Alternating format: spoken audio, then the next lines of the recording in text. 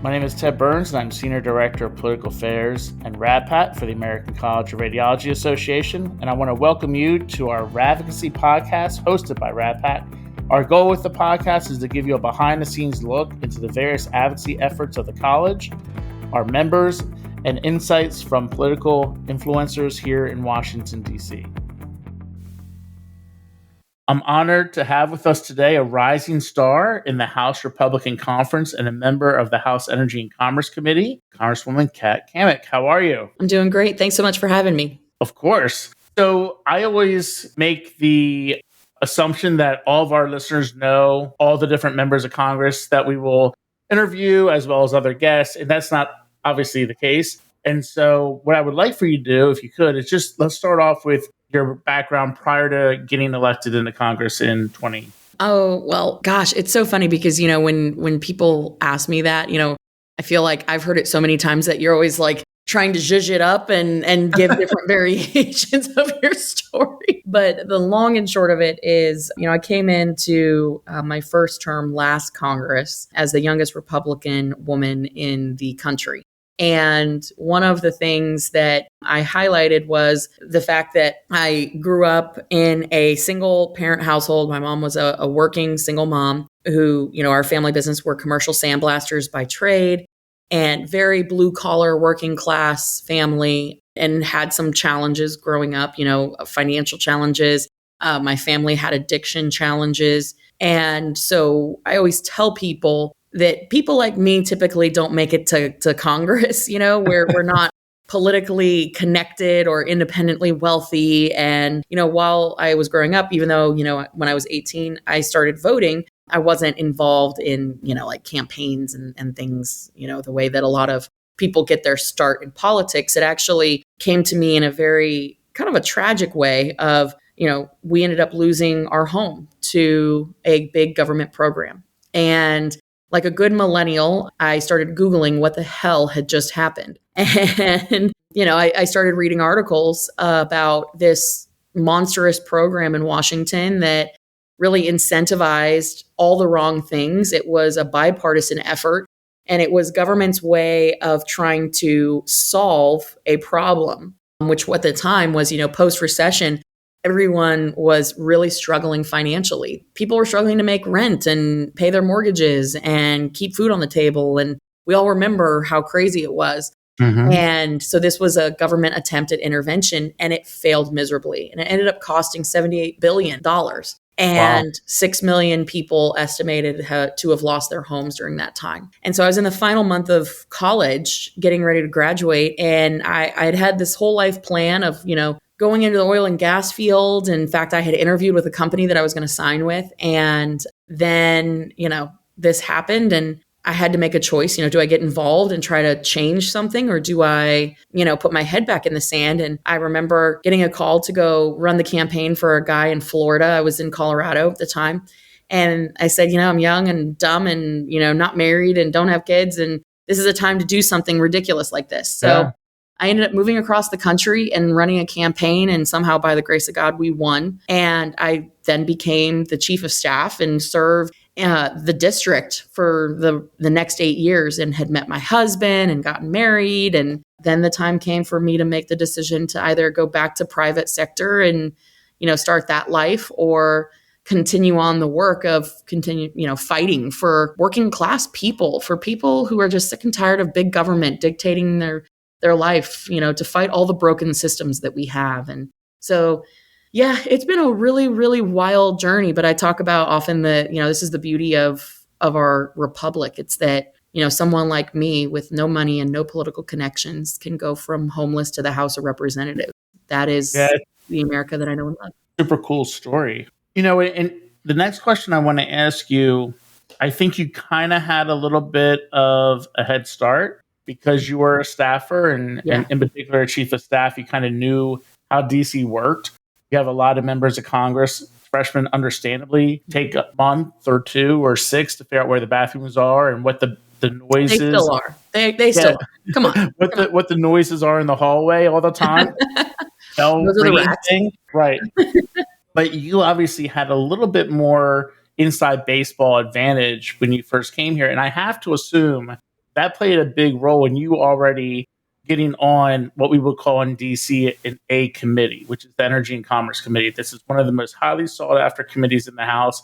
It has jurisdiction over almost every single industry you can think of for the most part, if not directly, at least somewhat indirectly. And it's really considered to be, in my opinion at least, traditionally one of the more bipartisan culture committees, if you will. There's always been a culture, again, for the most part, of the chair and the rankings working together and saying, hey, look, let's try to at least move the ball forward, or let's try to get a single instead of a home run. Let's try to at least make some sort of impact here with some of our policies, which is not the case in all the committees on the Hill, obviously. So talk quickly, if you don't mind, about that process. A lot of folks don't understand steering committee and how all these things work, the inside baseball, like I said.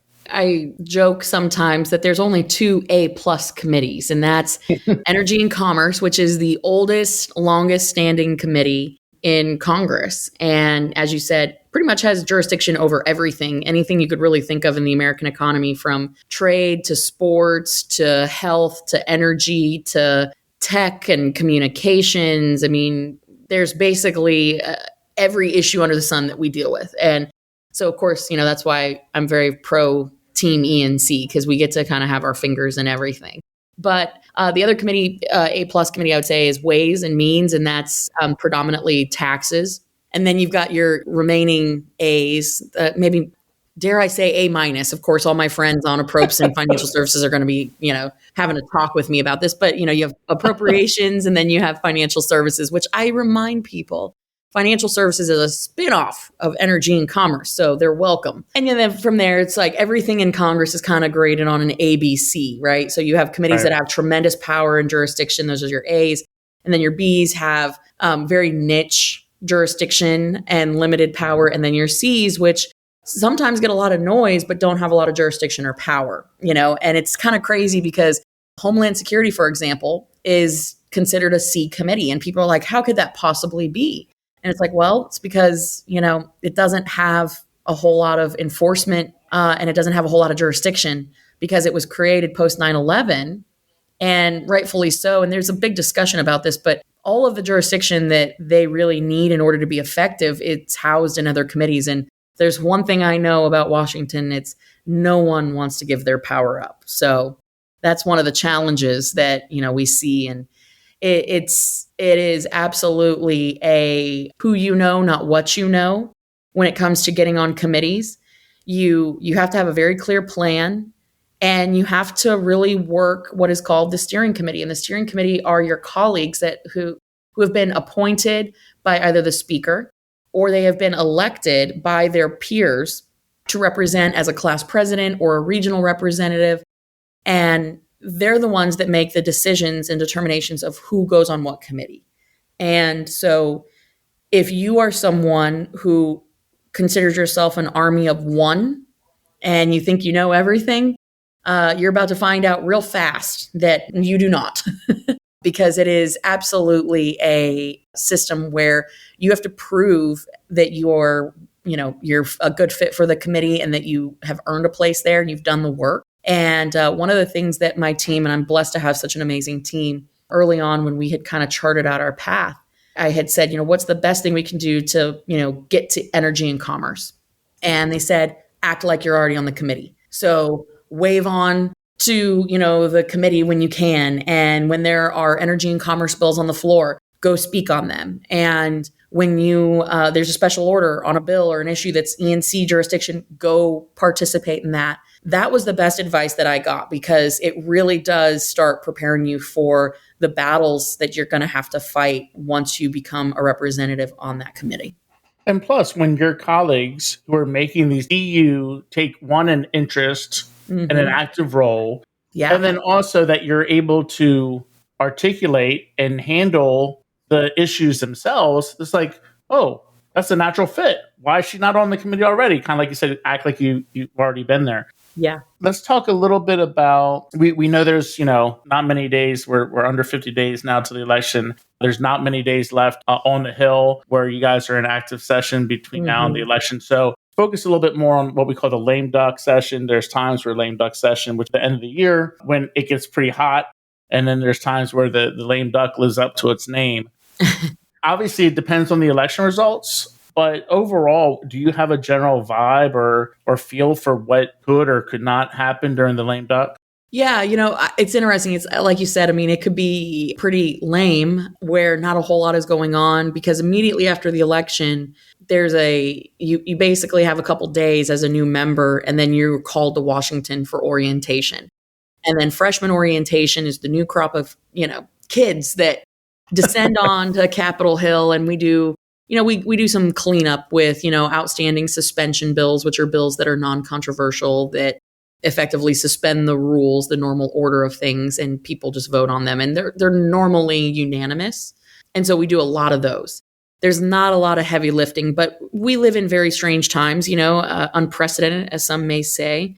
And so with so many big ticket items, obviously this week and next week, up into the end of September, we're looking at funding the government. And if you don't fund the government, you look at a government shutdown.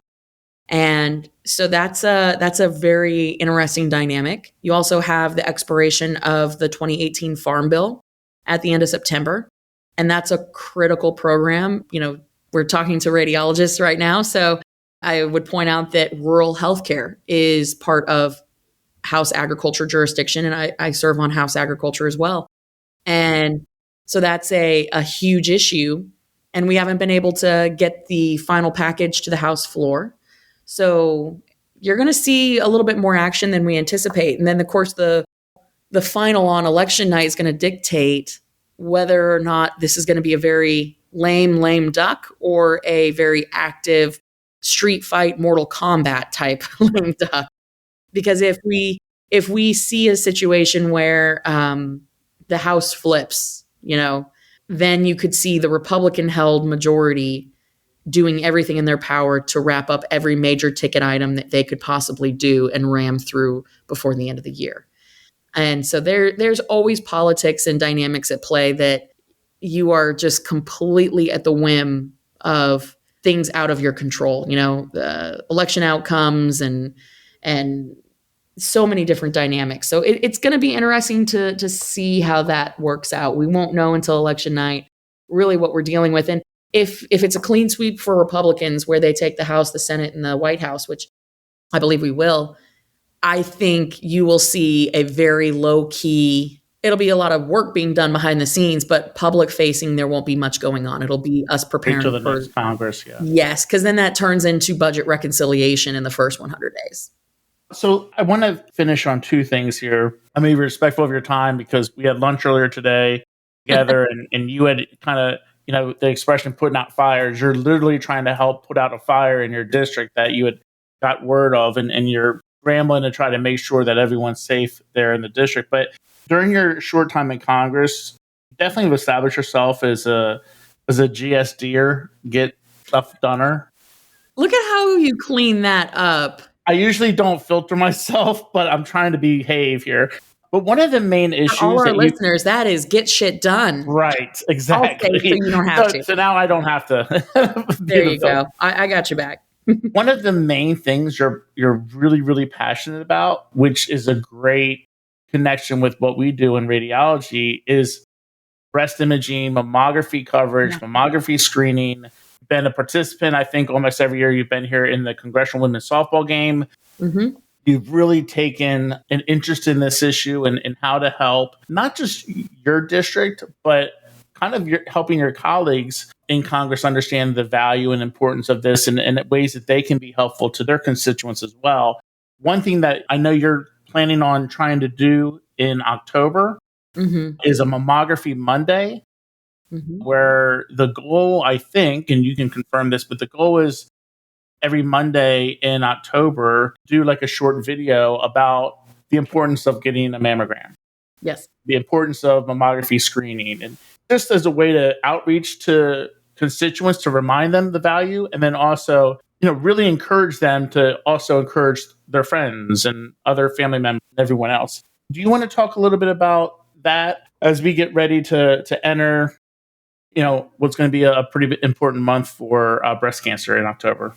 Yeah, absolutely. And I appreciate the opportunity to talk about it. It's the more and more I dig into this, the more impassioned and convicted I am in that this is something we have to do, which is get women in for preventative screenings, because early detection saves lives. And we saw certainly through COVID that women were putting off these preventative annual exams and screenings. And then even post-COVID, they're really that, the backbone of the family who's taking care of everyone else, but not themselves.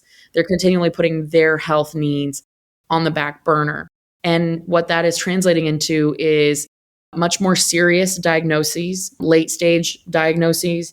And that is pretty tough pill to swallow when you have so many resources available and we can actually save lives, do early detection, and have a number of different treatment options available. And so one of the things that we are aiming to do in the month of October is to get a screening event in every congressional district in the country so that women, no matter if you are in Illinois in a urban, congressional district, or if you are in North Central Florida in a rural district, you have a dedicated event that is a screening event. We want to take the excuses off the table that, it's too far to get to, it's not accessible to women.